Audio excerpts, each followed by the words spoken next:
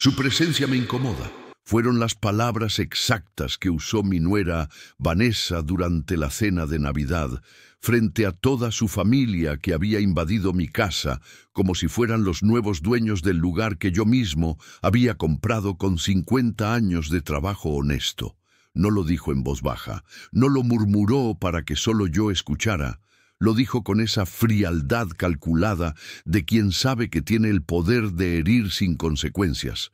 Mientras su madre asentía con la cabeza y sus hermanos miraban para otro lado, como si yo fuera el problema y no ellos los invasores. Yo me quedé con el tenedor a medio camino entre el plato y la boca, sintiendo cómo cada sílaba de esa frase me atravesaba el pecho como si fueran clavos oxidados que se enterraban más hondo con cada segundo que pasaba en silencio. Me llamo Miguel Ángel Herrera. Tengo 70 años recién cumplidos y nací en San Antonio, Texas, en el barrio del West Side, donde crecí viendo a mi padre trabajar hasta que el cuerpo le pedía descanso. Toda mi vida me dediqué a la carpintería, haciendo muebles de calidad para familias que querían algo hecho a mano, con amor y dedicación, desde que tenía apenas 17 años y mi papá me enseñó a usar el formón y la sierra como si fueran extensiones de mis propias manos. Mi esposa Rosa María descansa en paz desde hace 4 años, y desde entonces mi vida se volvió un poco más silenciosa pero nunca vacía, porque tenía a mi hijo Carlos, mi único hijo, el muchacho al que eduqué trabajando de sol a sol para que él pudiera estudiar y tener una vida mejor que la mía. No junté fortuna en todos estos años de madera y barniz, pero siempre tuve lo suficiente para vivir con dignidad, para comer bien, para dormir tranquilo sabiendo que cada dólar ganado venía del sudor honesto de mi frente y del amor que le ponía a cada mueble que salía de mi taller. Antes de continuar, fortalezcamos nuestra conexión. Si amas a tu nieto y a tus hijos, suscríbete al canal. Así sabré quiénes disfrutan de las historias. Sigamos. Yo trabajé durante 50 años en mi carpintería del East Side, construyendo desde cunas para recién nacidos hasta ataúdes para los que partían, porque en mi oficio uno acompaña a las familias en todos los momentos importantes de la vida. Recordé cuando Carlos tenía apenas 5 años y se paraba junto a mi banco de trabajo con sus ojitos brillantes, mirándome lijar una mesa de comedor mientras me preguntaba si algún día él podría hacer muebles tan bonitos como los míos, y yo le decía que claro que sí, mijo, que con trabajo y dedicación podía lograr lo que se propusiera. Me pregunté en qué momento ese niño que me admiraba con tanta inocencia se convirtió en este hombre que ahora permitía que su esposa me humillara en lo que debía ser mi propio hogar, sin decir una sola palabra en mi defensa.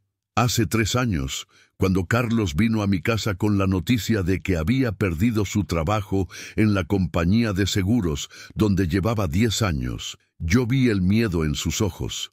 Ese miedo de un hombre que tiene una familia que mantener y no sabe cómo va a pagar la renta del siguiente mes.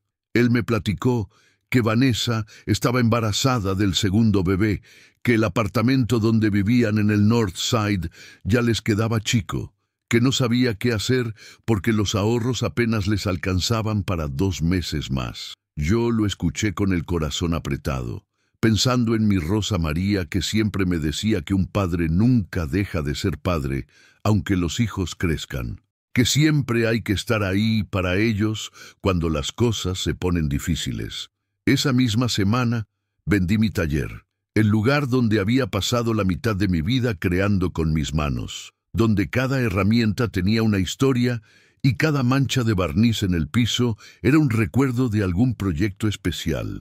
Mi compadre don Ernesto, que había sido carpintero como yo durante 40 años antes de retirarse, vino a verme cuando supo lo que estaba haciendo y me dijo con esa sabiduría que dan los años: «Compadre Miguel, si vas a comprar una casa para tu muchacho, déjala a tu nombre. No se te ocurra ponerla a nombre de él, porque uno nunca sabe cómo pueden cambiar las cosas cuando hay una mujer de por medio. Yo le respondí que no me preocupaba, que Carlos era un buen hijo, pero don Ernesto insistió. Mira, no digo que tu hijo sea malo, pero las nueras a veces tienen otras ideas. Y más vale prevenir que lamentar, así que hazme caso y deja esa casa a tu nombre, por lo menos hasta que veas que todo está bien.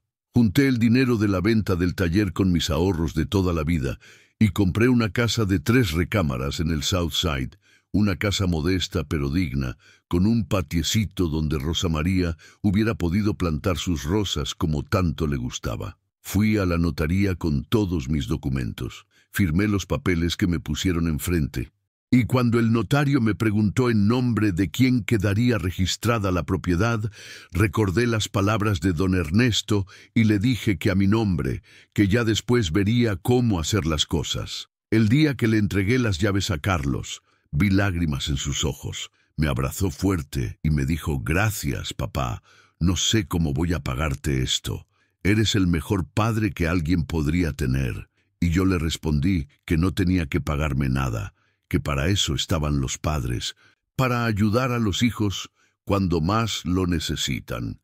La mudanza fue un día lleno de alegría y esperanza, con Carlos y Vanessa cargando cajas y muebles mientras yo dirigía dónde poner cada cosa, usando mi experiencia de carpintero para aprovechar mejor los espacios. Vanessa me agradeció ese día. Me dijo que era muy generoso, que no todos los suegros harían algo así por sus hijos, y yo me sentí bien pensando que estaba haciendo lo correcto, que estaba asegurando un futuro para mi hijo y mis nietos. Pero ya desde esa primera tarde noté algo extraño en la forma en que los papás de Vanessa llegaron de visita y se quedaron mirando la casa como si estuvieran evaluándola, calculando algo que yo no terminaba de entender, hablando entre ellos en voz baja mientras señalaban las recámaras y el patio trasero. Al día siguiente de la mudanza volví a la casa para llevarles unas herramientas que había olvidado y para ver si necesitaban ayuda con algo más, porque yo siempre fui de esos hombres que no dejan las cosas a medias. Cuando llegué como a eso de las 10 de la mañana, encontré 3 camionetas estacionadas afuera y un montón de gente que no conocía entrando y saliendo de la casa como si fuera día de mercado en el Main Plaza.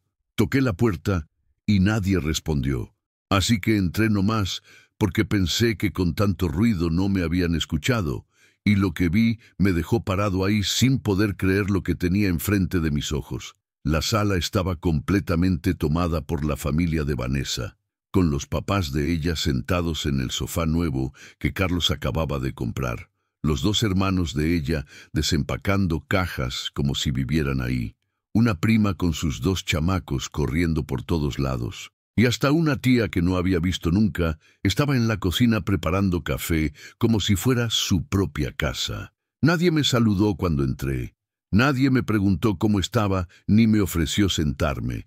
Nomás me miraron de reojo y siguieron haciendo lo suyo como si yo fuera el cartero o alguien que había llegado a cobrar alguna cuenta. Busqué a Carlos con la mirada y lo encontré en el comedor hablando con el papá de Vanessa.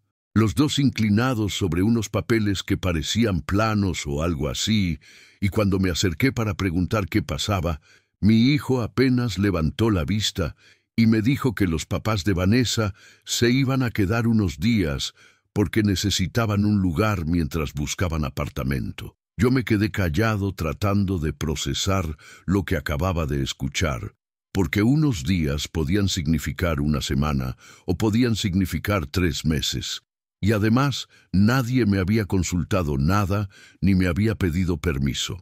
Simplemente habían decidido por su cuenta que esa casa que yo había comprado con el dinero de mi vida entera, ahora era hotel para toda la familia política. La mamá de Vanessa, una señora que se llamaba Patricia y que tenía esa forma de mirar que te hace sentir chiquito, me dijo desde la cocina que si quería café tenía que traer mi propia taza, porque ellos apenas tenían suficiente para la familia, y lo dijo con una sonrisa que no llegaba a los ojos. con ese tonito que usas cuando quieres ser grosero, pero sin decir groserías. Recordé cuando Carlos tenía 8 años y yo lo llevaba al taller los sábados, cómo se emocionaba cuando le dejaba usar el martillo para clavar algunos clavitos en pedazos de madera que yo le daba.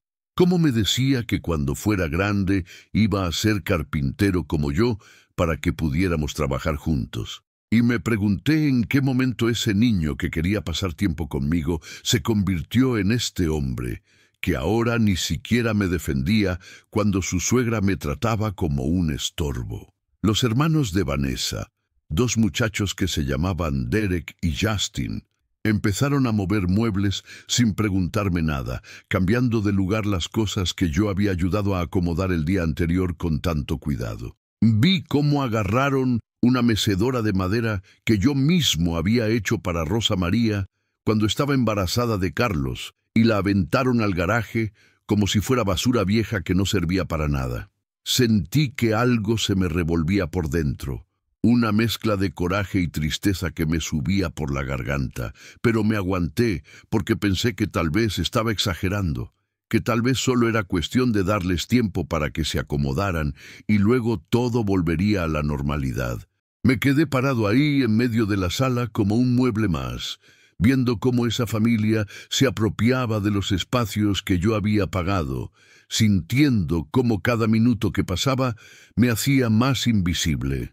Vanessa salió de una de las recámaras cargando ropa y me miró como si recién se diera cuenta de que yo estaba ahí, y me dijo con esa voz dulce que usaba cuando quería pedir algo, pero que sonaba falsa como moneda de plomo, que si no me importaba podía ir a comprar más pan dulce al panadero de la esquina, porque no había suficiente para todos. No me dijo por favor, no me dijo gracias de antemano, nomás me dio la orden como si yo fuera el mandadero de la casa, y lo peor es que mi hijo Carlos estaba ahí escuchando todo y no dijo ni una palabra. Solo siguió revisando esos papeles con su suegro como si nada hubiera pasado. Salí de la casa con el estómago revuelto y el corazón pesado. Caminé hasta la panadería que quedaba a 3 cuadras pensando en todo lo que acababa de ver, tratando de entender cómo era posible que en menos de 24 horas mi acto de generosidad se hubiera convertido en esta situación tan incómoda. Don Ernesto estaba en la panadería comprando conchas y cuernitos, y cuando me vio la cara me preguntó qué me pasaba, que por qué traía esa cara de velorio. Yo le platiqué todo lo que estaba pasando, y él nomás movió la cabeza de un lado a otro, suspirando con esa resignación de quien ya había visto muchas cosas en la vida, y me dijo: «Ya te lo advertí, compadre. Las familias políticas a veces se crecen cuando uno les da la mano. Pero bueno, tú tienes los papeles a tu nombre, así que no te preocupes tanto. Nomás mantente firme y no dejes que te falten al respeto». Volví a la casa con las bolsas de pan dulce que me habían mandado a comprar, como si yo fuera el nuevo sirviente de la familia, y cuando entré vi que ya habían puesto la mesa para desayunar, pero solo había 6 platos, uno para cada miembro de la familia de Vanessa y uno para Carlos, pero ninguno para mí. Dejé las bolsas sobre la barra de la cocina y me quedé ahí parado esperando que alguien me invitara a sentarme, pero nadie dijo nada. Todos nomás agarraron su pan y su café y se sentaron a platicar como si yo fuera invisible. Patricia, la suegra de mi hijo, hasta tuvo el descaro de decirle a Vanessa en voz alta que qué bueno que esa casa tenía 3 recámaras, porque así cabían todos cómodos, que la recámara grande era perfecta para ellos, que la mediana la podían usar Derek y Justin, y que la chiquita estaba bien para Carlos, Vanessa y los niños. Yo sentí cómo la sangre se me subía a la cabeza al escuchar eso, porque estaban planeando quedarse de forma permanente. Estaban distribuyendo las recámaras como si la casa fuera de ellos, y ni siquiera habían tenido la decencia de preguntarme si yo iba a vivir ahí o no. Me acerqué a Carlos y le dije en voz baja que necesitaba hablar con él a solas, y él me respondió que ahorita no podía, que estaba ocupado con unos asuntos de la familia, que mejor lo platicábamos después. Recordé cuando ese mismo muchacho tenía 12 años y se cayó de su bicicleta, cómo corrió a buscarme llorando para que yo lo curara y lo consolara, cómo me abrazó fuerte y me dijo que yo siempre sabía cómo hacer que todo estuviera bien. Y me dolió en el alma darme cuenta de que ahora yo era quien necesitaba que alguien me defendiera, pero mi propio hijo me daba la espalda. Salí de esa casa sintiendo que algo se había roto para siempre, que la dinámica entre mi hijo y yo había cambiado de una forma que no sabía si podría repararse. Manejé de regreso a mi apartamento pensando en las palabras de don Ernesto, en esos papeles que tenía guardados en mi cómoda donde decía claramente que yo era el dueño de esa propiedad.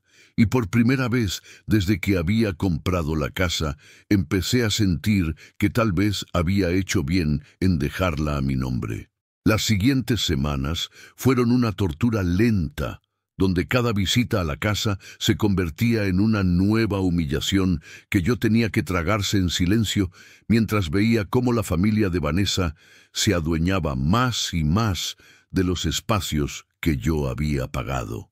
Yo llegaba a ver a mis nietos, a Santiago y a la pequeña Isabela, y me encontraba con que los papás de Vanessa habían movido mis herramientas del garaje para meter sus propias cosas, que habían cambiado los cuadros que yo había colgado por fotos de ellos, que habían convertido el patiecito trasero, donde pensaba plantar un jardín en su área de fumadores, donde se juntaban a platicar en voz alta, sin importarles si alguien más quería descansar. Un día llegué como a eso de las 4 de la tarde y encontré a toda la familia sentada en el comedor, almorzando tacos de barbacoa que olían deliciosos, con el aroma llenando toda la casa y haciéndome recordar cómo Rosa María preparaba la barbacoa los domingos. Nadie me ofreció sentarme, nadie me preguntó si tenía hambre. Nomás siguieron comiendo y platicando como si yo fuera un fantasma que atravesaba las paredes sin molestar a nadie. Me quedé parado ahí junto a la mesa durante unos segundos que se sintieron como horas, esperando que mi hijo Carlos dijera algo, que me invitara a comer con ellos. Pero él tenía la mirada clavada en su plato, como si de repente hubiera descubierto algo fascinante en esos tacos que requería toda su atención. Patricia, la suegra, me miró de arriba abajo con esos ojos fríos que tenía y me dijo que si quería comer, había unas sobras en el refri de la comida de ayer, que podía calentarlas en el microondas si tenía hambre, y lo dijo con esa sonrisa falsa que ya me estaba empezando a dar náuseas. Yo sentí como las palabras se me atoraban en la garganta, cómo la dignidad que había construido durante 70 años se desmoronaba pedazo por pedazo cada vez que esa mujer me trataba como si yo fuera menos que nada. Recordé cuando Carlos tenía 15 años y yo trabajaba turnos dobles en el taller para poder pagarle su viaje de graduación con la escuela, cómo él volvió de ese viaje lleno de emoción y me trajo un llavero que decía «Mejor papá del mundo». Y me pregunté qué había pasado con ese muchacho agradecido que valoraba cada sacrificio que yo hacía por él. No agarré esas sobras. No me iba a rebajar a comer las migajas que me ofrecían como si fuera un perro callejero. Así que salí al patio trasero, donde al menos podía respirar, sin sentir que el aire estaba envenenado por el desprecio de esa gente. Ahí estaba mi nieto Santiago, sentado en una banca vieja que yo había restaurado, con la cabeza gacha y los ojos tristes de quien ha visto cosas que un chamaco de 14 años no debería tener que ver. Me senté junto a él sin decir nada, y él se recargó en mi hombro como cuando era más chiquito, y después de un rato largo de silencio me dijo en voz bajita, «Abuelo, yo sí quiero que vengas a vernos. No me gusta cómo te tratan la abuela Patricia y los tíos. Mi papá tampoco dice nada, y eso me da coraje». Yo le apreté la mano, sintiendo que al menos había una persona en esa casa que todavía me veía como un ser humano que merecía respeto, y le dije que no se preocupara, que las cosas iban a estar bien, aunque yo mismo no estaba muy seguro de si eso era verdad o nomás mentiras bonitas que uno dice para consolar a los chamacos. Santiago me platicó que había escuchado a la abuela Patricia y a la tía Vanessa hablando en la cocina sobre cómo la casa era muy grande para solo ellos y Carlos, que estaban pensando en convencer a más familia de mudarse ahí, que habían mencionado que yo casi nunca iba y que cuando iba nomás estorbaba. Sentí como algo se endurecía dentro de mi pecho al escuchar eso. Una decisión que empezaba a formarse, aunque todavía no tenía la forma completa de lo que iba a hacer.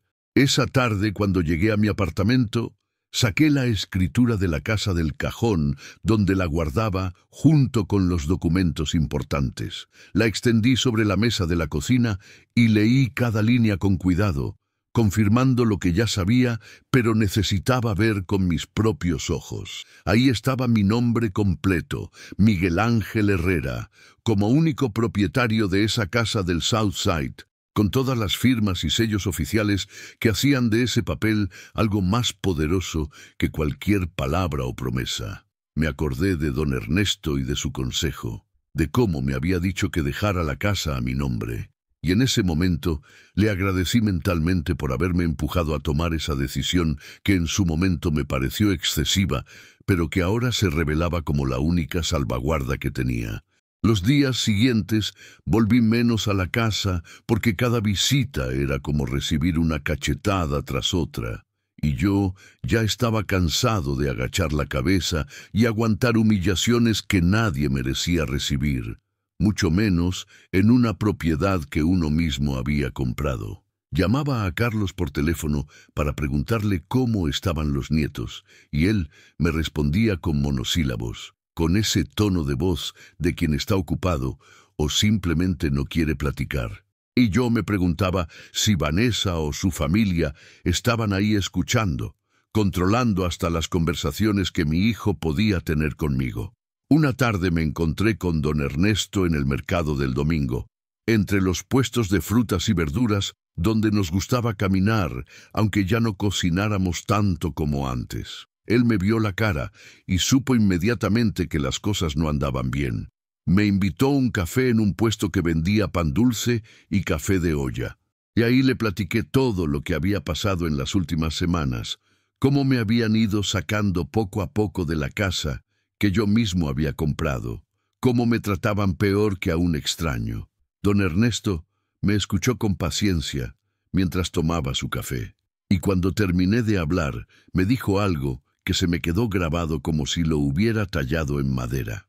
Compadre Miguel, la paciencia es una virtud, pero tiene un límite, y cuando ese límite se cruza, uno tiene que defender lo que es suyo, no con gritos ni violencia, sino con las armas que la ley nos da.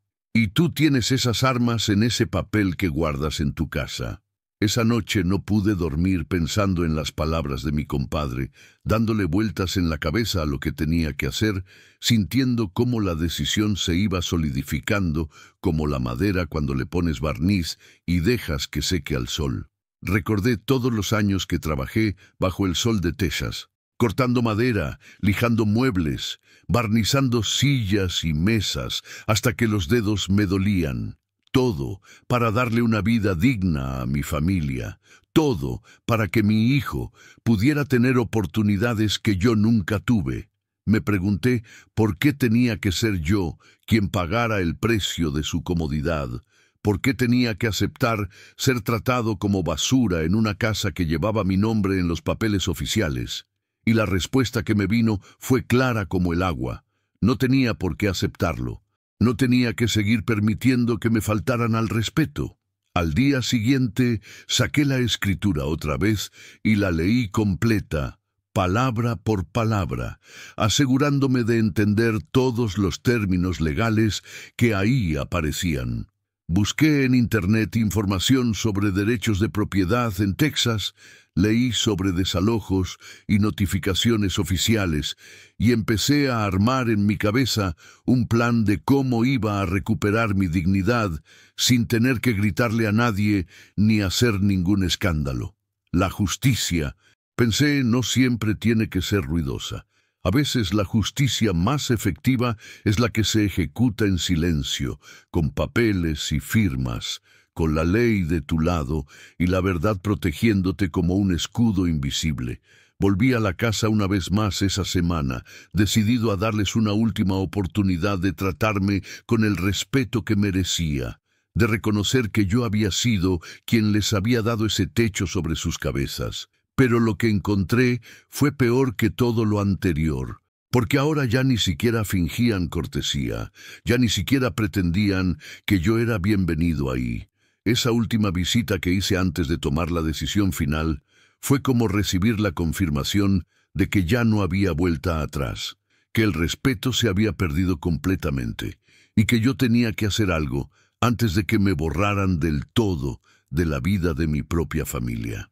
Llegué un sábado por la mañana pensando que podría llevar a Santiago y a Isabela al parque como hacía antes, cuando las cosas todavía eran normales. Pero cuando toqué la puerta me abrió Derek, el hermano de Vanessa, con una cara de fastidio como si yo fuera el vendedor de enciclopedias que nadie quiere atender. Me dijo que todos estaban ocupados, que los niños tenían planes con la familia, y cuando le pregunté con qué familia se refería, me respondió que con la familia de verdad, remarcando esas últimas palabras como si yo ya no formara parte de ese círculo. Sentí cómo las palabras me golpeaban, pero me aguanté el coraje y le dije que necesitaba hablar con Carlos, que era importante, y él nomás se encogió de hombros y me dejó parado ahí en la puerta sin invitarme a pasar, gritando hacia adentro que ahí estaba yo buscando a Carlos, como si fuera una molestia que tenían que atender. Mi hijo salió después de unos minutos que se sintieron eternos, y cuando lo vi tenía esa cara de cansancio mezclada con incomodidad, como si yo fuera un problema más que agregara a su lista de pendientes. Le dije que quería platicar con él en privado, y él me respondió que podíamos hablar ahí en la entrada, que no tenía mucho tiempo porque iban a salir todos juntos a un restaurante nuevo que habían abierto en el North Side. No me invitó a ir con ellos, no me preguntó cómo estaba ni qué necesitaba. Nomás se quedó ahí parado esperando que yo dijera lo que tenía que decir para poder volver adentro con su otra familia.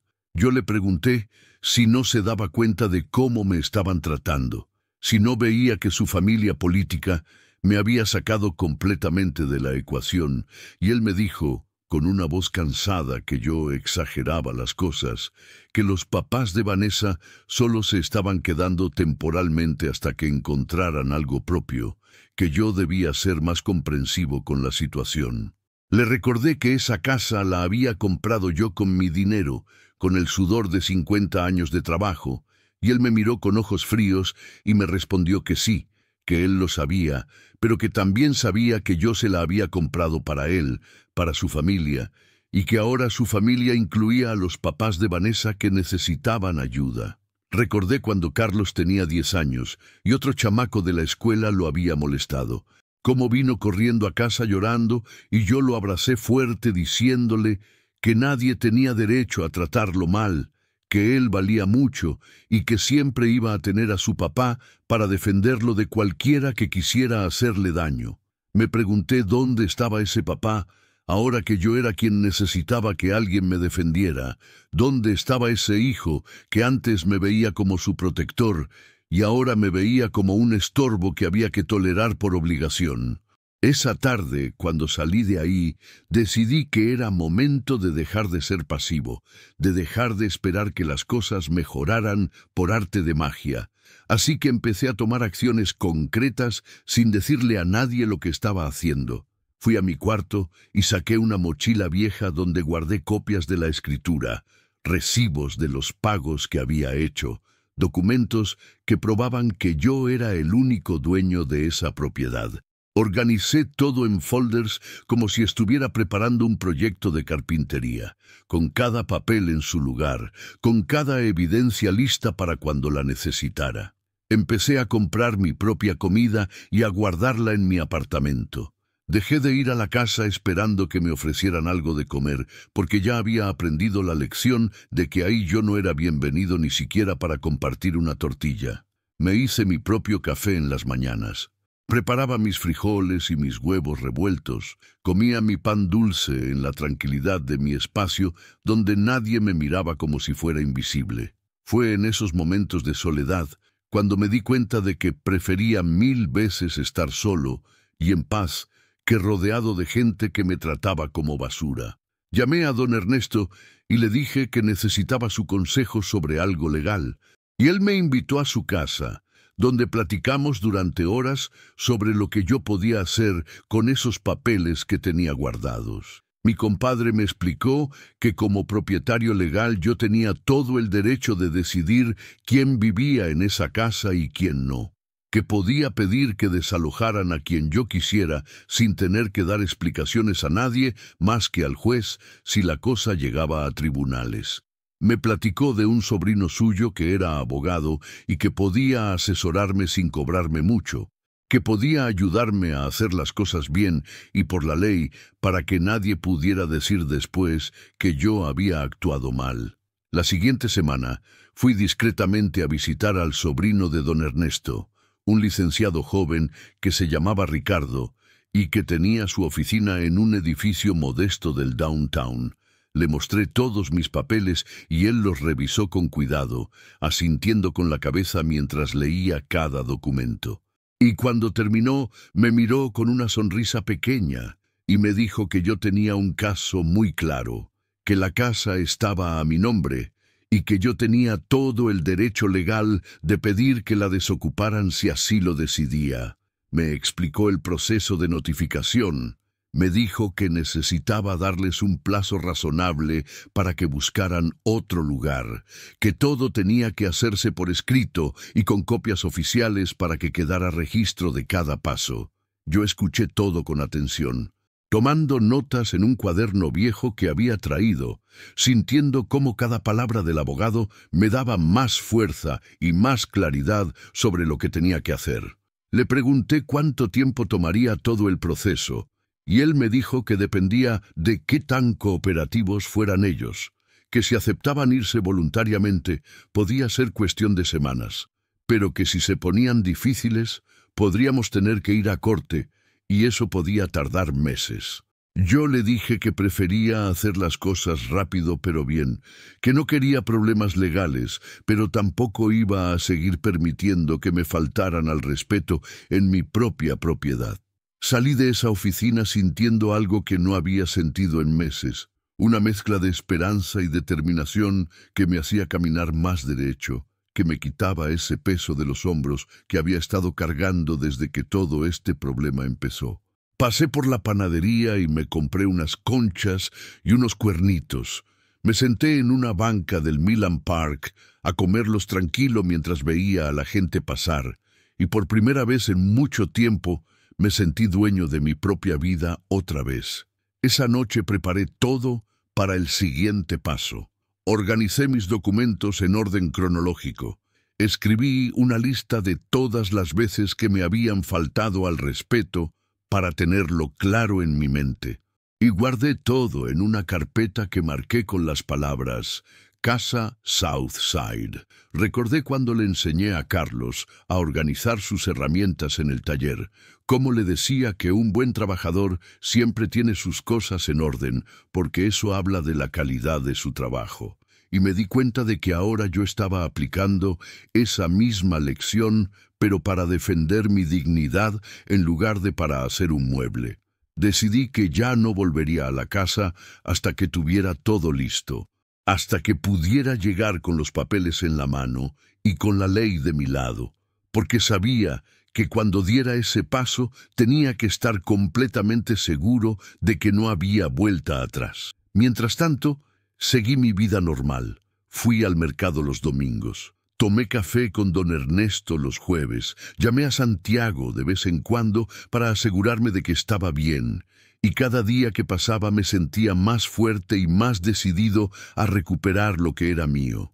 Las siguientes semanas fueron como vivir en dos mundos completamente diferentes, porque por fuera yo seguía siendo el mismo don Miguel que iba al mercado y platicaba con los vecinos, pero por dentro estaba preparando cada detalle de lo que iba a ser el momento más importante de mi vida en los últimos años. Volví a la casa solo una vez más antes de ejecutar mi plan. Y lo que vi ese día terminó de convencerme de que ya no había espacio para dudas, ni para dar más oportunidades que claramente no iban a ser aprovechadas. Llegué un martes por la tarde sin avisar, usando la llave que todavía tenía y que pensé que era mi derecho usar, porque después de todo la casa estaba a mi nombre. Pero cuando abrí la puerta, me encontré con una escena que me heló la sangre. La sala estaba completamente reorganizada. Habían quitado los pocos muebles que yo había escogido y puesto otros que claramente eran del gusto de Patricia y su familia. Habían colgado fotos enormes de ellos en las paredes, donde antes estaban las fotos de Rosa María y mías. Y lo peor de todo es que habían movido la mecedora que yo había hecho para mi esposa y la tenían tirada en el garaje entre cajas y herramientas oxidadas, como si fuera pura basura. Vanessa salió de la cocina cuando me escuchó entrar y me miró con una expresión que mezclaba sorpresa con molestia, como si yo hubiera violado alguna regla al entrar a lo que legalmente era mi propia propiedad. Me dijo con ese tono frío que ya me era tan familiar que la próxima vez debía tocar y esperar a que me abrieran, que no podía simplemente llegar así sin avisar porque podía interrumpir cosas privadas de la familia. Yo sentí cómo la rabia me subía por la garganta, pero me la tragué entera. Respiré hondo y le dije que yo tenía derecho a entrar cuando quisiera porque mi nombre estaba en la escritura. Y ella me miró con esos ojos llenos de desprecio y me respondió que técnicamente sí, pero que moralmente debía respetar que esta era la casa de Carlos ahora. Patricia apareció detrás de Vanessa como si hubieran estado esperando este momento para atacar juntas. Y me dijo que ya era hora de que yo aceptara que las cosas habían cambiado, que Carlos tenía su propia familia ahora y que yo debía aprender a darle su espacio. Le pregunté de qué espacio hablaba si ellos habían invadido hasta el último rincón de una casa que yo había comprado. Y ella me respondió con una sonrisa venenosa que eso precisamente era el problema. Que yo seguía pensando que la casa era mía cuando claramente se la había dado a mi hijo, que debía soltar el control y dejar que ellos vivieran en paz. Recordé cuando Carlos tenía 17 años y lo llevé a comprar su primer carro usado, cómo le enseñé a revisar el motor y las llantas, cómo le dije que siempre debía leer bien los papeles antes de firmar cualquier cosa, porque en este mundo la gente te quiere engañar si ven que no sabes defenderte. Me pregunté si ese muchacho al que le enseñé a no dejarse de nadie ahora estaba dejando que estas mujeres me pisotearan sin decir una sola palabra en mi defensa. Si todos esos años de enseñarle a ser un hombre de bien habían sido en vano. Salí de ahí sin decir nada más, porque sabía que cualquier palabra que dijera sería usada en mi contra. Que ellos estaban buscando cualquier excusa para pintarme como el viejo loco que no podía soltar a su hijo. Manejé directamente a la oficina del licenciado Ricardo y le dije que ya estaba listo para empezar el proceso oficial, que preparara todos los documentos necesarios porque yo ya no iba a esperar ni un día más. Él me dijo que lo entendía perfectamente, que había visto muchos casos, como el mío, donde las familias se aprovechaban de la generosidad de los padres, y que me ayudaría a recuperar mi propiedad de la forma más rápida y legal posible. Esa misma tarde firmé los papeles que autorizaban al licenciado a actuar en mi nombre. Le di copias de toda la documentación que había estado guardando, y él me explicó que en los próximos días prepararía una notificación oficial de desalojo que sería entregada por un oficial de la corte para que todo quedara registrado legalmente. Me dijo que la notificación les daría exactamente 2 semanas para desocupar la propiedad, que era un plazo razonable considerando las circunstancias, y que si se negaban a salir, entonces tendríamos que proceder con una orden judicial, pero que él estaba seguro de que no llegaríamos a eso. Los días siguientes fueron extraños, porque yo sabía que algo grande estaba por pasar, pero nadie más lo sabía. Era como caminar con un secreto que pesaba, pero que también me daba fuerza. Seguí mi rutina normal. Tomé mi café en las mañanas mirando por la ventana de mi apartamento. Leí el periódico en español que compraba en la tiendita de la esquina. Llamé a Santiago para preguntarle cómo iban las cosas en la escuela. Mi nieto me platicó que las cosas en casa estaban tensas, que su papá y su mamá peleaban más seguido, que la abuela Patricia y los tíos se quejaban de todo. Y yo nomás le dije que pronto las cosas iban a cambiar, que tuviera paciencia. Don Ernesto vino a visitarme a mi apartamento y platicamos durante horas tomando café de olla que yo había preparado con canela y piloncillo como le gustaba a él. Le conté que ya había puesto las cosas en marcha y él me dio una palmada en el hombro diciéndome que me sentía orgulloso de mí, que no todos los hombres de nuestra edad tenían el valor de defender lo que era suyo, que muchos se dejaban pisotear por miedo a quedarse solos o por no querer causar problemas. Yo le respondí que había aprendido en mis años de carpintero que a veces hay que lijar la madera aunque duela. Hay que cortar las partes podridas, aunque eso signifique perder un pedazo del mueble, porque si no lo haces todo el mueble se va a echar a perder. Una noche me senté en mi pequeña terraza con una cerveza fría y me puse a pensar en todo lo que había pasado en los últimos meses, en cómo una decisión que tomé por amor y generosidad se había convertido en mi propia pesadilla. Pensé en Rosa María y en lo que ella me diría si estuviera viva, y supe en mi corazón que ella me apoyaría, porque ella siempre fue una mujer que no se dejaba de nadie, que defendía su dignidad y la de su familia con uñas y dientes.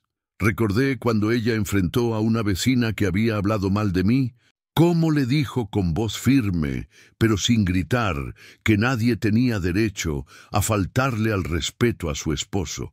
Y sentí que ahora yo estaba haciendo lo mismo, pero defendiéndome a mí mismo, porque ya no tenía a Rosa María para que lo hiciera por mí.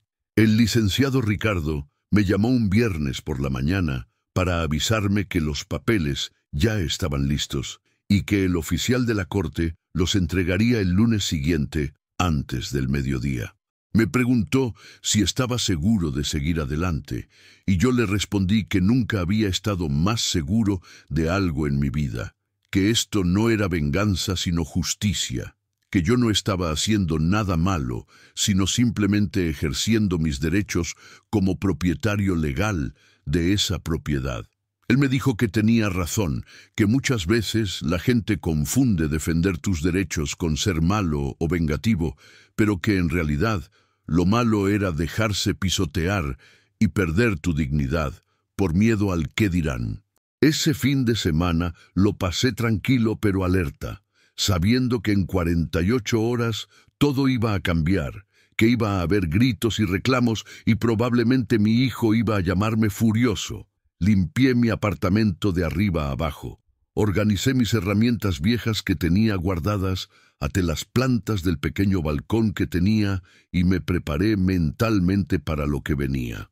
No tenía miedo, pero sí tenía esa anticipación que sientes cuando sabes que estás por dar un paso del que no hay regreso, cuando sabes que las cosas nunca volverán a ser como eran, pero que eso no necesariamente es algo malo. El domingo por la noche apenas pude dormir, no por nervios, sino por esa energía que te da saber que finalmente vas a hacer justicia después de meses de aguantar humillaciones. Me levanté temprano el lunes. Me preparé un buen desayuno de huevos, con chorizo y frijoles refritos. Me tomé mi café bien cargado y me senté a esperar la llamada que sabía que iba a llegar en cuanto el oficial entregara esos papeles. El lunes amaneció con un cielo despejado que parecía una señal de que las cosas finalmente iban a aclararse, y yo me desperté con esa sensación extraña de calma que viene justo antes de la tormenta que uno mismo ha convocado. Me preparé con cuidado. Me puse mi mejor camisa de vestir y unos pantalones de gabardina que guardaba para ocasiones importantes, porque aunque no iba a estar presente cuando entregaran la notificación, quería sentirme digno y preparado para lo que venía después. Desayuné tranquilo, sin prisa, saboreando cada mordida de mi pan dulce y cada sorbo de café, como si fuera un ritual que me daba fuerza para enfrentar lo que estaba por venir. El licenciado Ricardo me había explicado que el oficial de la corte llegaría entre las 10 y las 11 de la mañana, que tocaría la puerta y entregaría los documentos a quien abriera, y que a partir de ese momento empezaría a correr el plazo de 2 semanas que les estaba dando para desocupar la propiedad. Yo me quedé en mi apartamento esperando, mirando el reloj cada 5 minutos, como si eso fuera a hacer que el tiempo pasara más rápido, sintiendo como el corazón me latía un poco más acelerado de lo normal, pero sin arrepentirme ni un segundo de la decisión que había tomado. Como a eso de las 11:30, sonó mi teléfono y vi en la pantalla que era Carlos, y yo dejé que sonara 3 veces antes de contestar, porque quería estar completamente calmado cuando escuchara lo que él tenía que decirme. Contesté con un simple bueno, y del otro lado escuché la voz de mi hijo llena de una rabia que nunca le había escuchado antes, gritándome que cómo era posible que yo les hubiera hecho eso, que cómo se me había ocurrido mandarles una notificación de desalojo sin siquiera hablar con él primero, que yo estaba loco si pensaba que ellos iban a salirse de ahí sin pelear. Yo esperé a que terminara de gritar. Esperé a que se desahogara toda esa furia que probablemente venía más de Vanessa y de Patricia que de él mismo. Y cuando finalmente se quedó callado, le dije con voz tranquila que yo había hablado con él muchas veces, que le había expresado mi incomodidad con la situación, que le había pedido que pusiera un límite al abuso de su familia política, pero que él había escogido ignorarme y dejar que me trataran como basura en mi propia propiedad. Le recordé que la casa estaba a mi nombre, que yo era quien la había comprado con el dinero de mi vida entera, y que si él hubiera defendido a su padre como debía, entonces nunca hubiera llegado a este punto. Carlos me dijo que yo era un egoísta, que cómo podía hacerles eso cuando ellos no tenían a dónde ir, que sus hijos iban a sufrir por mi culpa, y yo sentí cómo esas palabras intentaban clavarme la culpa como si yo fuera el malo de la historia. Le respondí que yo no era egoísta por defender lo que era mío, que el egoísta había sido él al permitir que su familia política invadiera cada espacio de esa casa sin pensar en cómo me sentía yo, que sus hijos no iban a sufrir porque él era un hombre adulto con trabajo que podía buscar su propio lugar como hacen todos los adultos responsables. Le dije que la notificación era clara, que tenían 2 semanas completas para buscar algo, que ese era tiempo más que suficiente si de verdad se ponían a buscar, en lugar de pensar que podían quedarse ahí para siempre pisoteando mi dignidad. Recordé cuando Carlos tenía 20 años y consiguió su primer trabajo de verdad en una compañía de seguros. Cómo llegó a casa tan orgulloso porque iba a ganar su propio dinero y ya no iba a depender completamente de mí. Cómo me dijo que finalmente iba a poder pagarme aunque fuera un poco de todo lo que yo había hecho por él. Me pregunté dónde había quedado ese muchacho que valoraba su independencia y su capacidad de salir adelante. ¿Cuándo se había convertido en este hombre que ahora esperaba que yo siguiera sacrificándome eternamente sin recibir ni siquiera un mínimo de respeto a cambio? Mi hijo me colgó el teléfono sin despedirse y yo me quedé ahí sentado con el celular en la mano, sintiendo una mezcla rara de alivio y tristeza. Porque por un lado sabía que había hecho lo correcto, pero por otro lado me dolía que mi propia sangre me viera como un enemigo en lugar de entender que yo solo estaba defendiendo mi derecho a vivir con dignidad. Me serví otro café y salí a la pequeña terraza de mi apartamento, mirando hacia las calles de San Antonio, donde había vivido toda mi vida, pensando en todos los años que había trabajado en estas mismas calles, construyendo muebles para familias que ni siquiera conocía, pero que valoraban mi trabajo y me pagaban con respeto. Esa tarde fui a caminar al Brackenridge Park, como hacía cuando necesitaba despejar la mente. Caminé por los senderos, viendo a las familias con sus niños jugando, a las parejas de viejitos tomados de la mano, y pensé en cómo la vida da tantas vueltas que uno nunca sabe dónde va a terminar. Me senté en una banca junto al río y vi cómo el agua seguía su curso sin importarle los obstáculos que encontraba en el camino. Y me dije a mí mismo que yo tenía que ser como ese río, seguir mi camino sin dejar que nada me detuviera. Don Ernesto me llamó esa tarde para preguntarme cómo habían ido las cosas, y yo le platiqué todo, desde la llamada de Carlos hasta los insultos que me había gritado por teléfono. Mi compadre me escuchó con esa paciencia que caracteriza a los buenos amigos, y cuando terminé me dijo algo que me hizo sentir mejor. Compadre, los hijos a veces necesitan aprender las lecciones de la forma difícil, y aunque duela verlos sufrir, es la única manera en que van a madurar y a valorar lo que tienen. Me dijo que yo había hecho lo correcto, que cualquier hombre en mi posición hubiera hecho lo mismo o peor, y que no debía sentirme culpable por defender lo que legalmente y moralmente era mío. Los siguientes días fueron un silencio extraño, donde mi teléfono no sonó ni una sola vez, donde Carlos no me llamó ni me mandó mensajes, donde era claro que del otro lado estaban en shock procesando lo que había pasado. Yo aproveché ese tiempo para ir al banco y verificar que todos mis documentos estuvieran en orden, para hacer copias extra de la escritura y guardarlas en lugares diferentes por si acaso, para prepararme mentalmente para lo que venía después, porque sabía que esto apenas estaba comenzando. El licenciado Ricardo me llamó a mitad de semana para informarme que la notificación había sido recibida oficialmente y que ahora el reloj estaba corriendo, que en exactamente 12 días, a partir de ese momento, ellos tenían que estar fuera de la propiedad, o de lo contrario, tendríamos que proceder con una orden judicial de desalojo forzoso. Me preguntó si había tenido noticias de mi hijo, y yo le conté de la llamada furiosa del lunes. Y él me dijo que eso era normal, que la primera reacción siempre era de enojo, pero que después vendría la aceptación o la negociación.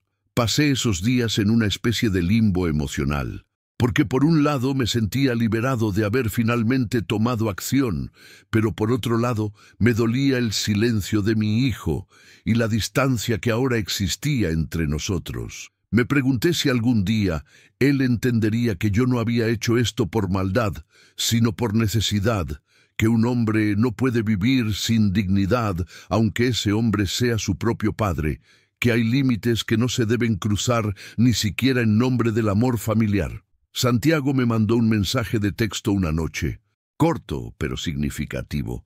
Abuelo, yo te entiendo. No te preocupes por mí. Yo sé que tú no eres el malo aquí.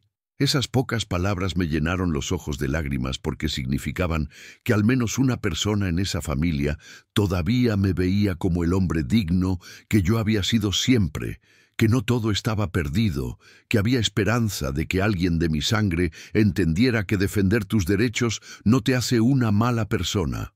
Organicé mis cosas en el apartamento, pensando que tal vez en un futuro no muy lejano yo volvería a vivir en esa casa del South Side, que tal vez podría recuperar no solo la propiedad, sino también algo de paz. Saqué las fotos viejas de Rosa María y las puse en la sala de mi apartamento, fotos donde ella sonreía con esa alegría que la caracterizaba, y le hablé en voz baja, como si ella pudiera escucharme.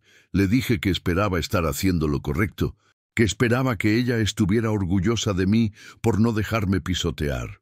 El viernes de esa semana, exactamente una semana después de que se entregara la notificación, recibí una llamada del licenciado Ricardo diciéndome que Vanessa había contactado su oficina queriendo negociar, pidiendo más tiempo, ofreciendo pagar renta si yo les dejaba quedarse. Yo le dije que no había nada que negociar, que ellos habían tenido meses para tratarme con respeto y habían escogido el camino de la humillación, que ahora tendrían que enfrentar las consecuencias de sus acciones. y que yo no iba a cambiar de opinión por ninguna cantidad de dinero. La segunda semana después de la notificación fue como vivir en una montaña rusa emocional, donde cada día traía un nuevo intento de mi hijo y su familia de hacer que yo cambiara de opinión. Pero yo me mantuve firme como roble viejo que ha sobrevivido muchas tormentas y sabe que doblarse significa quebrarse. Carlos me llamó el lunes de esa semana con una voz completamente diferente a la del enojo de antes.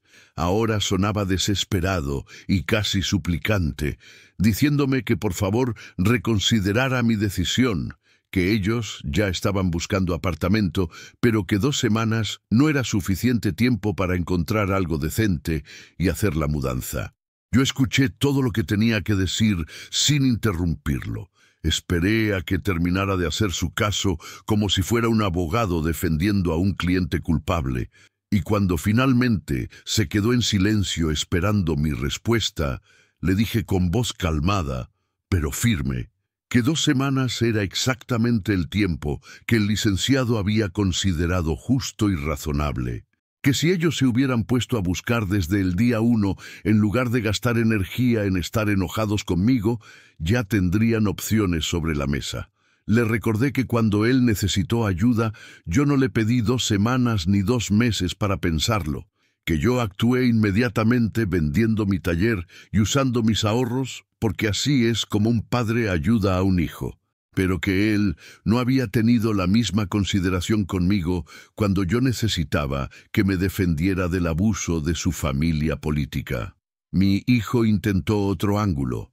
Me dijo que Vanessa estaba muy estresada y que eso estaba afectando a los niños, que Santiago e Isabela estaban confundidos por toda la situación y que yo debía pensar en mis nietos antes de hacer algo tan drástico.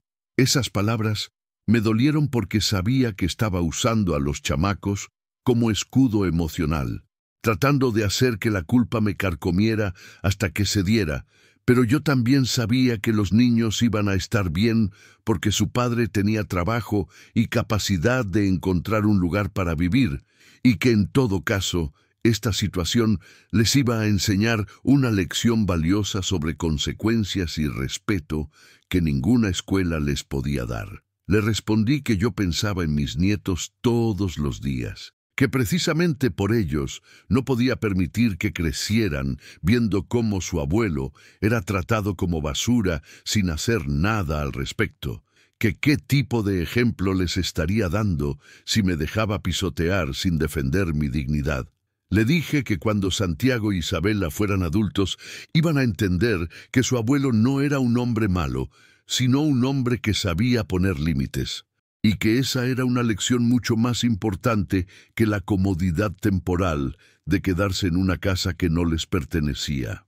Recordé cuando llevé a Carlos a su primer día de universidad, cómo me abrazó frente a todos sus compañeros nuevos sin pena de que lo vieran con su papá el carpintero, cómo me dijo que todo lo que él lograra en la vida sería gracias a mí, porque yo le había enseñado el valor del trabajo duro y la dignidad.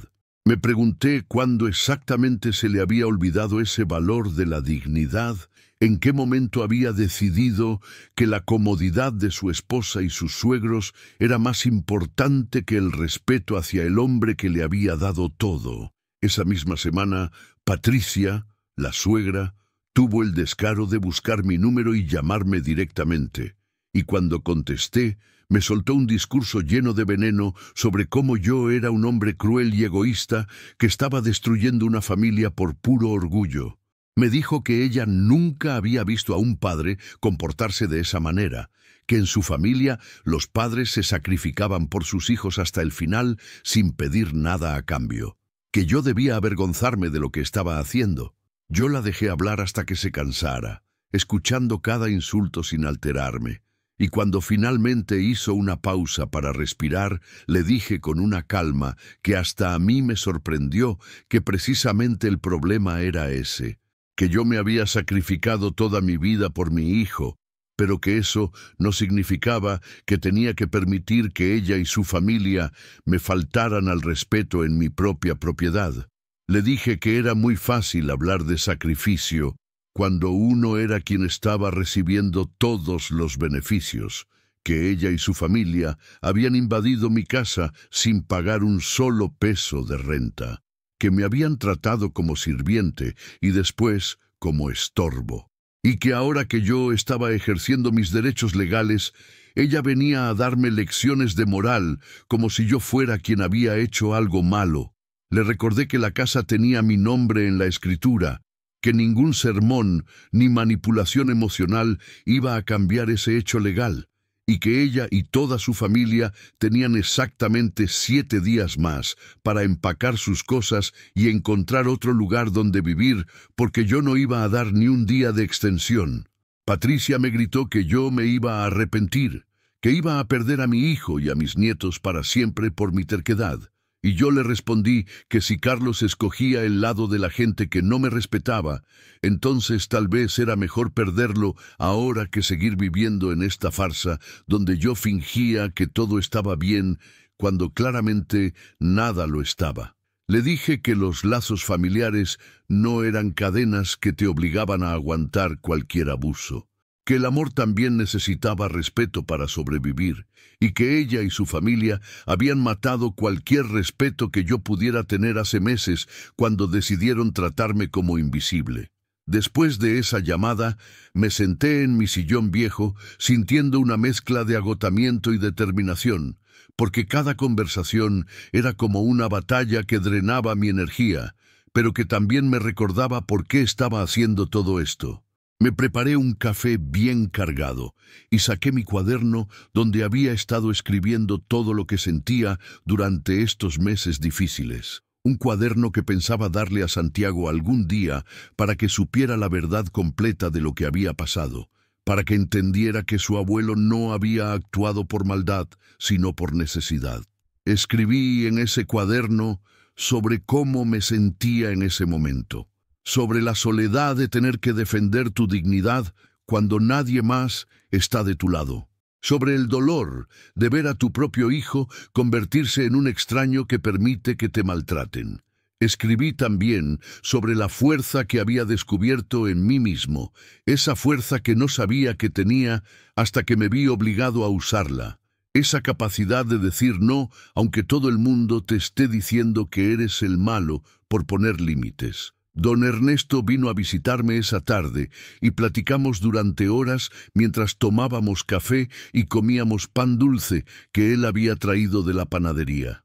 Le conté sobre las llamadas de Carlos y Patricia, sobre los intentos de manipulación emocional y las amenazas veladas, y él nomás movía la cabeza con esa sabiduría de quien ha vivido mucho y sabe que estas situaciones nunca son fáciles, pero a veces son necesarias. Me dijo que me mantuviera firme, que faltaban pocos días para que esto terminara, y que después vendría la paz, aunque fuera una paz solitaria, que era mejor estar solo y en paz que acompañado y humillado.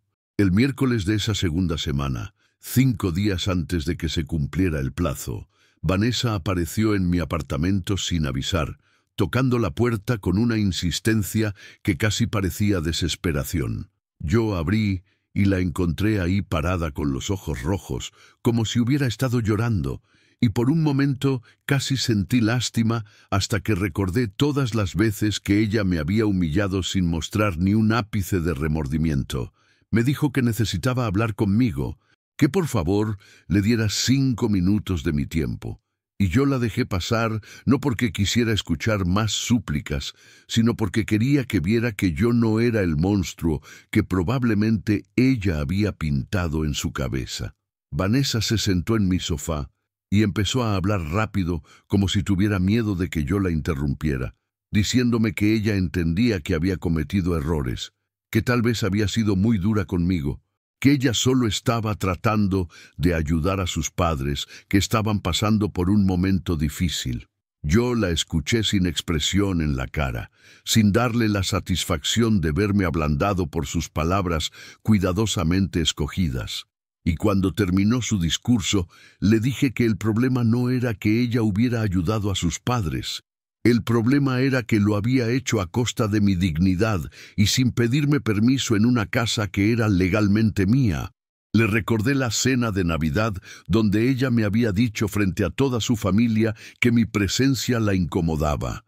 Le recordé todas las veces que no me habían invitado a comer, todas las veces que habían movido mis cosas sin preguntar, todas las veces que me habían tratado como si yo fuera un estorbo que tenían que tolerar. Le dije que esas acciones no habían sido errores, sino decisiones conscientes de faltarme al respeto, y que ahora que las consecuencias habían llegado, ella no podía simplemente pedir perdón y esperar que todo volviera a ser como antes, porque algunas cosas una vez rotas no se pueden reparar. Vanessa intentó otro ángulo. Me ofreció pagarme renta retroactiva por todos los meses que habían vivido ahí. Me prometió que su familia se comportaría mejor si yo les daba otra oportunidad. Pero yo negué con la cabeza y le dije que no se trataba de dinero ni de promesas, sino de respeto, y que el respeto no se compra ni se negocia después de que ya lo has perdido. Le expliqué que la notificación seguía vigente, que tenían exactamente 5 días más para salir de mi propiedad, y que nada de lo que ella dijera iba a cambiar mi decisión, porque yo había aprendido finalmente que defender tu dignidad no te hace malo, sino humano.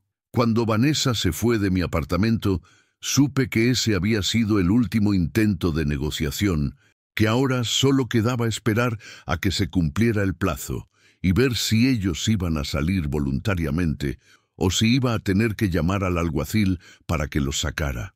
Esa noche dormí mejor que en meses, porque sabía que ya no había vuelta atrás, que había cruzado el punto de no retorno y que ahora solo quedaba ver las cosas hasta el final. El viernes por la mañana, exactamente 2 semanas después de que se entregara la notificación oficial, yo estaba sentado en mi apartamento tomando café y mirando el reloj cada 5 minutos, sabiendo que ese era el último día del plazo y que muy pronto sabría si mi hijo y su familia iban a cumplir con la orden o si iba a tener que tomar medidas más drásticas. El licenciado Ricardo me había llamado el día anterior para confirmarme que si a las 5 de la tarde de ese viernes ellos no habían desocupado la propiedad, él procedería a solicitar una orden de desalojo forzoso que se ejecutaría el lunes siguiente con presencia de alguaciles y todo el peso de la ley. Como a eso de las 10 de la mañana mi teléfono sonó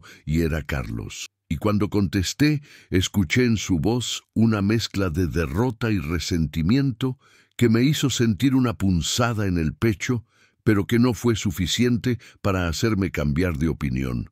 Me dijo que ya habían rentado un apartamento en el East Side, que en ese momento estaban empacando las últimas cosas y que para las 4 de la tarde estarían completamente fuera de la casa.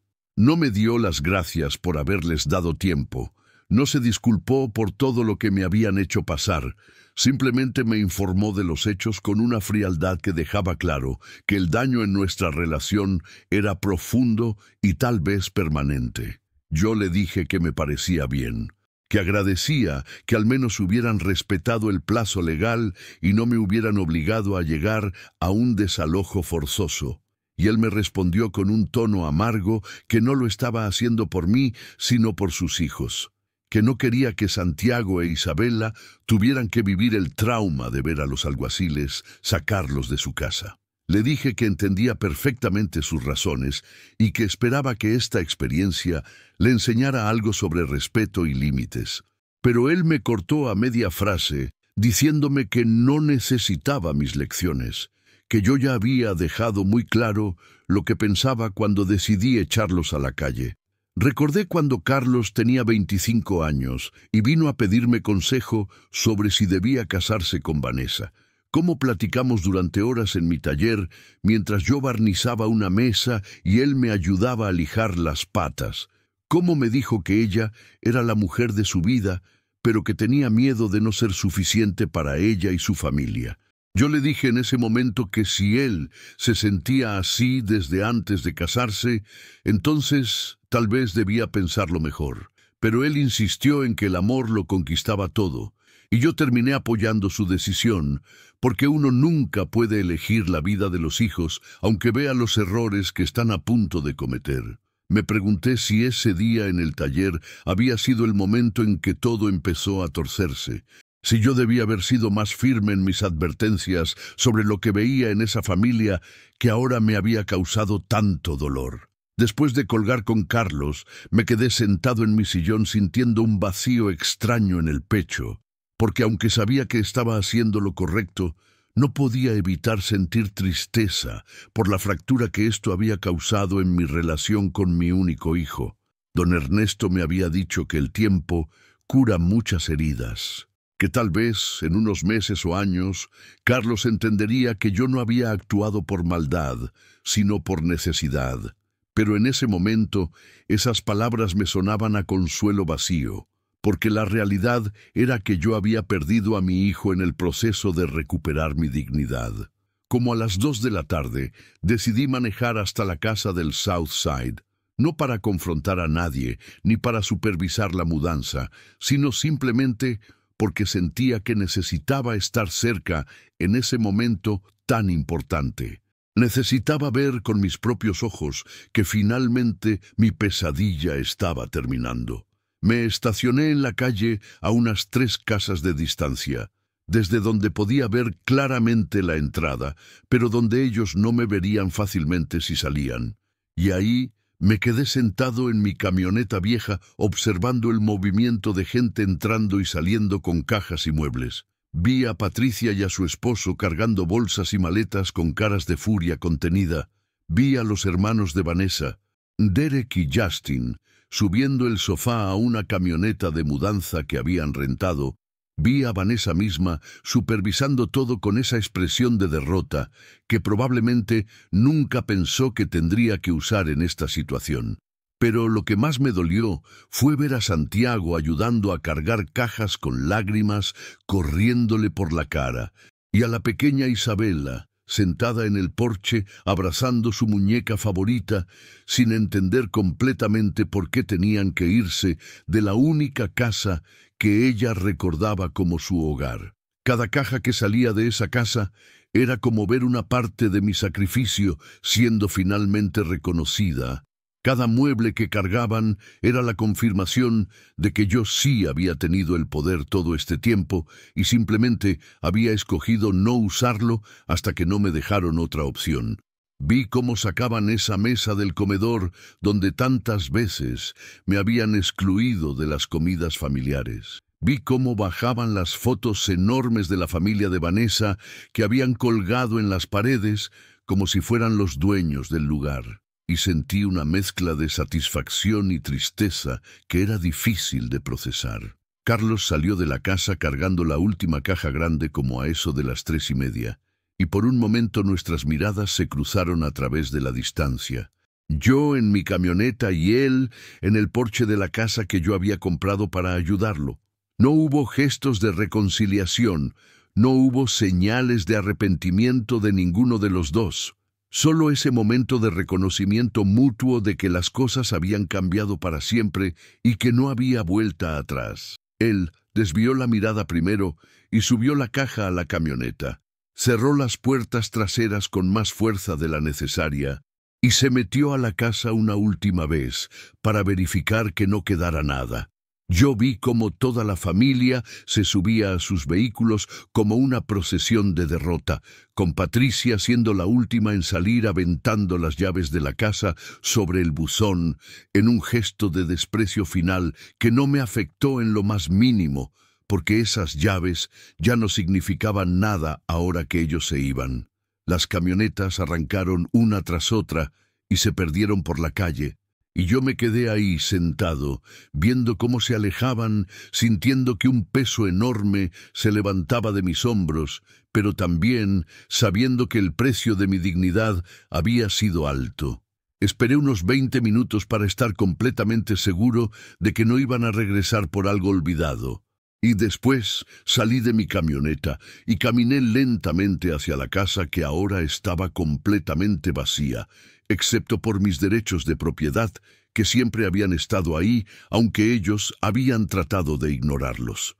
Abrí la puerta con la copia de llave que yo tenía guardada y entré a un espacio que olía a cerrado y a polvo, a abandono rápido y a finales amargos. La casa estaba hecha un desastre, como era de esperarse de una mudanza apresurada, con papeles tirados en el piso, manchas en las paredes donde habían estado colgados los cuadros, rayones en el piso de madera que yo había barnizado con tanto cuidado antes de que ellos se mudaran. Caminé por cada cuarto, sintiendo la ausencia de sus voces y su presencia invasiva. Y aunque la casa estaba más vacía que nunca, también se sentía más mía que en todos los meses que ellos habían vivido ahí, tratando de borrarme de la ecuación. En la recámara principal encontré tirada en el piso una foto que se les había caído. Era una foto de la última Navidad donde estábamos todos juntos antes de que todo se fuera al carajo. Y yo la recogí mirándola con una nostalgia dolorosa por lo que pudo haber sido pero nunca fue. En esa foto yo estaba sonriendo, sin saber que semanas después Vanessa me diría en plena cena que mi presencia la incomodaba, sin imaginar que esa sería la última Navidad donde yo me sentiría parte de mi propia familia. Guardé esa foto en mi bolsillo, no porque quisiera recordar ese momento, sino porque quería tener evidencia física de que hubo un tiempo donde las cosas todavía tenían arreglo. Un tiempo antes de que el abuso se volviera insoportable y yo tuviera que tomar la decisión más difícil de mi vida. Saqué mi teléfono y llamé al licenciado Ricardo para informarle que la propiedad había sido desocupada voluntariamente antes del plazo.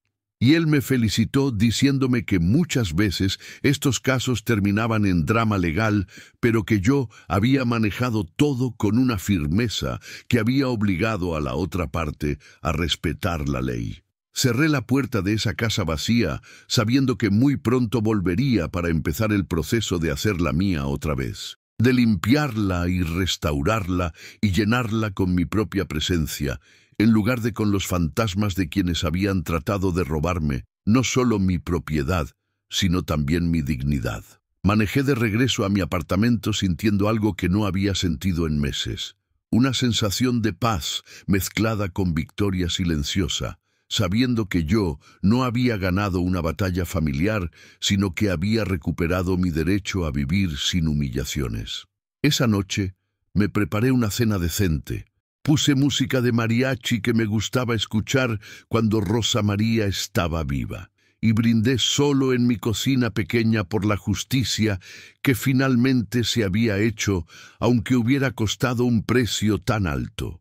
Pensé en mi esposa y en lo que ella me diría si estuviera viva, y supe en mi corazón que ella estaría orgullosa de mí por no haberme dejado pisotear, por haber defendido nuestra memoria y nuestro legado con la misma fuerza con la que ella defendía a nuestra familia cuando estaba viva. El sábado por la mañana desperté con un propósito que no había sentido en meses, porque ahora que la casa estaba legalmente vacía y completamente bajo mi control, yo podía empezar el proceso de reclamarla, no solo en los papeles, sino en el espíritu, de convertirla otra vez en un hogar, en lugar de en el campo de batalla que había sido durante todos esos meses de humillación. Me preparé un desayuno abundante de huevos rancheros, con frijoles refritos y tortillas de maíz calientes. Tomé mi café bien cargado y me puse mi ropa de trabajo vieja que guardaba desde mis días de carpintero, porque sabía que iba a necesitar ensuciarme las manos para limpiar todo el desastre que habían dejado. Llegué a la casa como a eso de las 9 de la mañana, cargando productos de limpieza, escobas, trapeadores, cubetas y todas las herramientas que pensé que iba a necesitar para empezar la restauración.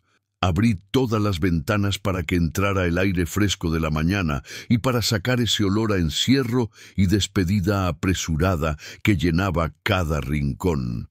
y mientras el viento movía las cortinas viejas que ellos habían dejado colgadas, yo empecé a caminar por cada cuarto haciendo un inventario mental de todo lo que necesitaba reparar y limpiar.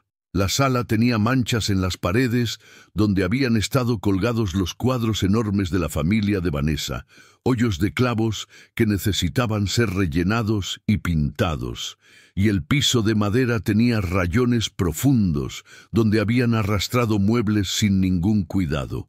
La cocina estaba peor todavía, con la estufa llena de grasa quemada que nunca se molestaron en limpiar. El refri con un olor horrible, porque lo habían desconectado sin limpiarlo primero, y las alacenas llenas de migajas y manchas de comida seca que hablaban de meses de descuido y falta de respeto por la propiedad. Empecé por la cocina porque Rosa María siempre decía que el corazón de una casa estaba en la cocina, que si la cocina estaba limpia y ordenada, entonces todo lo demás eventualmente encontraría su lugar. Me puse mis guantes viejos de trabajo y empecé a fregar esa estufa con una dedicación que me recordaba a cuando pulía madera en mi taller, tallando cada superficie hasta que brillara, eliminando cada rastro de la gente que había usado este espacio sin valorarlo. Tardé casi 2 horas en dejar esa estufa como nueva, pero cuando terminé y vi mi reflejo en el acero inoxidable, sentí una satisfacción profunda que iba más allá de la simple limpieza. Recordé cuando Carlos tenía 7 años y me ayudaba a limpiar mi taller los sábados, cómo le enseñé que cuidar tus herramientas y tu espacio de trabajo era una forma de respetarte a ti mismo, que un hombre que dejaba todo tirado y sucio era un hombre que no se valoraba. Me pregunté cuándo se le había olvidado esa lección, o cuándo había decidido que estaba bien vivir en una casa que su padre había comprado sin siquiera mantenerla en condiciones decentes, sin siquiera enseñarle a su familia política que un hogar prestado se cuida con el doble de dedicación que uno propio. Seguí con el refri, sacando todo lo que habían dejado adentro, que ahora estaba podrido y olía peor que basura de 3 días.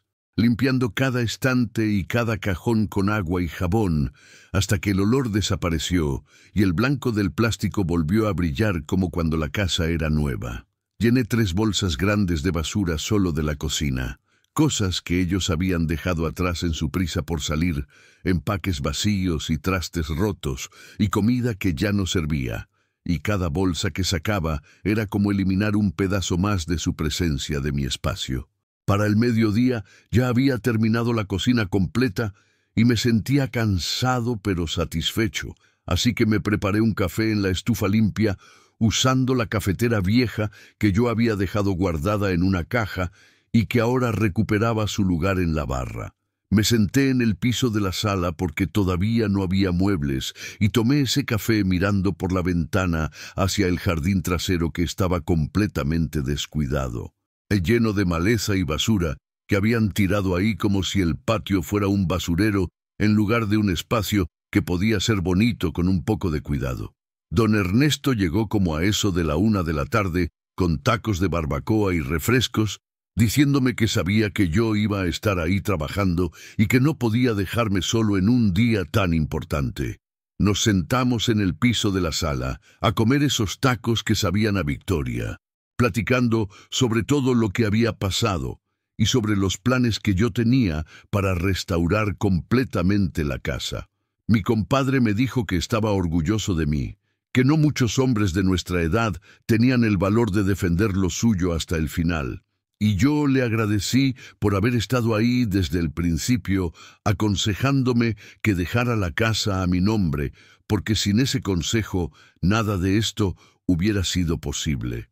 Después de comer, seguimos trabajando juntos. Él me ayudó a rellenar los hoyos de las paredes con masilla y a lijar las superficies para prepararlas para pintar. Y mientras trabajábamos, platicábamos de los viejos tiempos cuando ambos éramos carpinteros jóvenes con toda la vida por delante, cuando nuestros hijos eran chamacos que nos admiraban y queríamos que fueran mejores que nosotros. Don Ernesto me contó que él también había tenido problemas con uno de sus hijos hace años, que había tenido que poner límites duros que dolieron, pero que al final fueron necesarios, y que ahora, años después, ese hijo lo valoraba más, porque había aprendido que el respeto no era opcional, sino fundamental.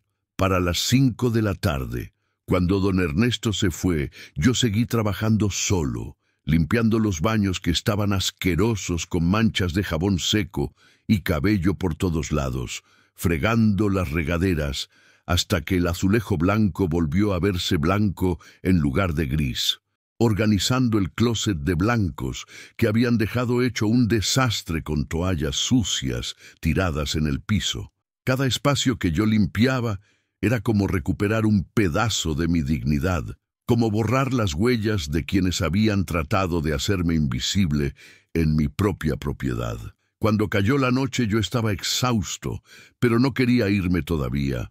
Así que me quedé sentado en el porche trasero mirando hacia el jardín que mañana empezaría a limpiar, pensando en cómo Rosa María hubiera amado tener un jardín así donde plantar sus rosas que tanto le gustaban. Decidí en ese momento que iba a plantar un rosal en su memoria, el más bonito que pudiera encontrar, y que lo iba a cuidar como símbolo de que aunque ella ya no estaba, yo seguía honrando su recuerdo y los valores que ella me había enseñado sobre dignidad y respeto. El domingo volví temprano con más ánimos todavía, esta vez con pintura que había comprado en la ferretería, un color beige claro, que me recordaba a la casa donde crecí con mis padres, un color que hablaba de calidez y de hogar en lugar del blanco frío que habían dejado las paredes después de que quitamos los cuadros. Pasé todo el día pintando la sala y el comedor, cubriendo cada mancha y cada hoyo rellenado con capas de pintura fresca que olía a nuevo comienzo. Y cuando terminé al final de la tarde y vi las paredes limpias y bonitas, sentí que finalmente la casa estaba empezando a ser mía otra vez. Esa noche me quedé dormido en la casa por primera vez en meses, tirado en un sleeping bag en el piso de lo que sería mi recámara, sin muebles ni comodidades, pero sintiéndome más en paz que en toda mi cama del apartamento. Desperté con el sol entrando por la ventana y con pájaros cantando afuera, y supe que había tomado la decisión correcta, aunque hubiera costado tanto llegar aquí, porque la paz que sentía en ese momento no tenía precio. Las siguientes semanas fueron como ver una planta que parecía muerta empezar a echar raíces otra vez y florecer con colores que uno pensaba que ya nunca volvería a ver, porque cada día que pasaba yo le dedicaba horas a restaurar esa casa y convertirla en el hogar que siempre debió ser. Compré muebles sencillos, pero dignos, en las tiendas de segunda mano del South Side, un sofá cómodo color café que combinaba perfecto con las paredes recién pintadas, una mesa de comedor de madera que yo mismo barnicé en el garaje, usando las técnicas que había perfeccionado durante 50 años de carpintería, una cama nueva donde finalmente pude dormir sin sentir el peso de las humillaciones pasadas aplastándome el pecho. Contraté a un jardinero que me ayudó a limpiar todo el patio trasero. Cortamos la maleza que había crecido salvaje durante meses de descuido, rastrillamos las hojas secas y la basura que habían acumulado, y preparamos la tierra para plantar. Fui a un vivero en el West Side y compré el rosal más bonito que tenían, uno con flores color rosa intenso que me recordaban a las mejillas de Rosa María cuando se sonrojaba. Y lo planté justo en el centro del jardín donde recibiera el sol de la mañana, como ella siempre decía que debían plantarse las rosas para que florecieran con fuerza. Cada mañana me levantaba temprano y salía al patio con mi café a regar ese rosal y a hablarle a Rosa María, como si ella pudiera escucharme desde donde estuviera, platicándole sobre cómo las cosas habían cambiado, sobre cómo había tenido que tomar decisiones difíciles pero necesarias, sobre cómo extrañaba tenerla ahí para que me dijera que todo iba a estar bien. El rosal empezó a echar brotes nuevos después de unas semanas, pequeñas hojas verdes que prometían flores futuras. Y yo lo tomé como una señal de que estaba en el camino correcto, de que la vida seguía adelante aunque uno pensara que todo estaba perdido. Santiago empezó a visitarme los sábados por la tarde. Llegaba en su bicicleta desde el apartamento del East Side, donde ahora vivía con sus papás y sus abuelos maternos. Y platicábamos durante horas en el porche, mientras yo le enseñaba cosas de carpintería que Carlos nunca había querido aprender. Mi nieto me contaba sobre la escuela, sobre sus amigos, sobre cómo las cosas en su nueva casa eran tensas, porque todos estaban apretados en un espacio pequeño, y su abuela Patricia se quejaba todos los días de cómo habían tenido que dejar la casa grande del South Side por culpa mía. Yo escuchaba sin defenderme, porque sabía que Santiago era suficientemente inteligente para ver la verdad con sus propios ojos. Y un día después de semanas de visitas, él me dijo algo que me llenó el corazón de una alegría que no había sentido en mucho tiempo. Abuelo, yo sé que tú hiciste lo correcto.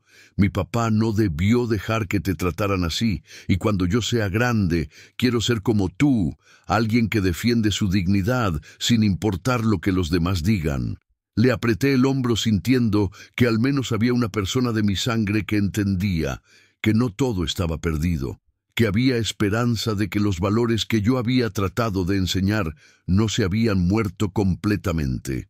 Le dije a Santiago que cuando cumpliera 18 años, yo iba a cambiar mi testamento para dejarle a él esta casa, que él era quien merecía heredar el fruto de mi trabajo, porque él era quien había mostrado lealtad y respeto cuando todos los demás me habían dado la espalda. Vi cómo sus ojos se llenaban de lágrimas y cómo me abrazaba fuerte diciéndome, «Gracias, abuelo, gracias por confiar en mí».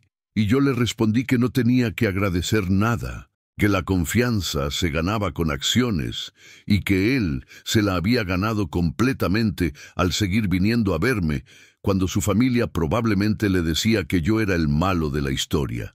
Fui al notario una tarde de miércoles y preparé un testamento nuevo donde especificaba claramente que esta casa y todos mis ahorros quedarían para Santiago cuando yo muriera. Que Carlos recibiría una cantidad simbólica de $1000 para que quedara claro que no lo había olvidado, sino que conscientemente había decidido no dejarlo como heredero principal por todo lo que había permitido que me hicieran. El notario me preguntó si estaba completamente seguro de esta decisión, y yo le respondí que nunca había estado más seguro de algo, que un legado no era solo dinero y propiedades, sino también lecciones sobre dignidad y respeto, y que esta era la última lección que le podía enseñar a mi hijo, aunque él probablemente nunca la entendiera. Carlos me llamó una vez, después de 2 meses de silencio total. Su voz sonaba cansada y derrotada, pero no arrepentida. Me dijo que las cosas estaban difíciles en el apartamento nuevo, que Vanessa y él peleaban más seguido, que los papás de ella se quejaban constantemente de la falta de espacio y del dinero que tenían que gastar ahora en renta. Esperé a que me pidiera perdón, esperé a que reconociera que yo había tenido razón todo el tiempo, pero esas palabras nunca llegaron. Solo hubo quejas y una invitación velada a que yo reconsiderara mi decisión y los dejara volver. Le dije con calma, pero con firmeza, que esa puerta estaba cerrada para siempre, que él había tenido meses de oportunidades para defender a su padre y había escogido el lado de quienes me humillaban, que ahora tenía que vivir con las consecuencias de sus decisiones como todos los adultos responsables. Le expliqué que yo no sentía satisfacción con su sufrimiento, pero que tampoco iba a sacrificar mi paz y mi dignidad otra vez solo porque ellos no habían planeado bien su futuro, que cuando uno quema los puentes no puede quejarse de no poder cruzar el río después. Carlos me dijo que algún día yo me iba a arrepentir de esto, que iba a morir solo sin familia, porque había escogido el orgullo sobre el amor, y yo le respondí algo que había estado pensando durante semanas, mientras restauraba la casa y regaba mi rosal. Le dije que estar solo no era lo mismo que estar vacío, que yo prefería 1000 veces la soledad digna que la compañía humillante, y que el amor verdadero incluía respeto, o de lo contrario no era amor, sino manipulación disfrazada. Colgué el teléfono sabiendo que probablemente esa había sido nuestra última conversación real, sintiendo tristeza, pero también alivio de haber dicho finalmente todo lo que necesitaba decir sin gritar ni perder la compostura. Los meses pasaron y la casa se fue llenando de vida otra vez, pero esta vez de mi propia vida. Invité a don Ernesto y a otros amigos del barrio a comer barbacoa los domingos. Organicé partidas de dominó en mi porche con los vecinos que empezaron a conocerme como el carpintero retirado que había recuperado su dignidad. Planté más flores alrededor del rosal de Rosa María, hasta que el jardín se convirtió en un mar de colores que me saludaba cada mañana cuando abría las cortinas. La casa olía a café recién hecho en las mañanas, a madera barnizada cuando trabajaba en el garaje haciendo muebles pequeños como hobby, a comida casera que yo mismo preparaba con calma y dedicación porque finalmente tenía tiempo y paz para disfrutar las cosas simples de la vida. Una tarde de primavera, casi un año después de haberlos echado, estaba yo regando el rosal que ya había florecido completamente, llenando el jardín de ese rosa intenso que me hacía sonreír cada vez que lo veía, cuando sentí una paz profunda que no había experimentado en años, una certeza de que había hecho lo correcto, aunque el camino hubiera sido doloroso y solitario. Me senté en una silla que había hecho especialmente para ese rincón del jardín y tomé mi café, mirando cómo las flores se movían con la brisa de la tarde, y le di gracias a Rosa María por haberme enseñado que la dignidad no se negocia, que el respeto es la base de cualquier relación, y que a veces defender lo que es tuyo significa perder a personas que pensabas que nunca perderías. Santiago seguía viniendo cada semana y ahora también me ayudaba a cuidar el jardín. Le enseñé a podar el rosal correctamente y a plantar nuevas flores en las temporadas adecuadas. Y mientras trabajábamos juntos, yo le contaba historias de su abuela Rosa María y de cómo esta casa que algún día sería suya había sido comprada con amor, pero defendida con dignidad. Mi nieto escuchaba todo con atención y me hacía preguntas inteligentes que me dejaban claro que él entendía las lecciones que yo estaba tratando de transmitir, que no todo había sido en vano, que algo bueno había salido de todo este dolor. Por las noches, antes de dormir, yo caminaba por mi casa sintiendo una gratitud inmensa por haber tenido el valor de poner límites cuando nadie más lo hacía por mí, por haber confiado en esos papeles que don Ernesto me aconsejó guardar a mi nombre, por haber entendido finalmente que el amor de un padre tiene que incluir también amor propio, o de lo contrario, uno se pierde tratando de salvar a quien no quiere ser salvado. Me acostaba en mi cama mirando hacia el techo y sentía que Rosa María estaba ahí conmigo aprobando cada decisión que había tomado, sonriendo con ese orgullo que ella siempre tuvo cuando yo defendía lo correcto, aunque fuera difícil. Y tú, si hubieras estado en mi lugar, ¿qué habrías hecho? Cuéntame, ¿desde qué rincón del mundo me estás escuchando hoy? Si esta historia tocó tu corazón, compártela con quien necesite escucharla, porque a veces una historia así es el empujón que alguien necesita para recuperar su dignidad. Y si te quedaste hasta el final, ya sabes que tu apoyo significa mucho.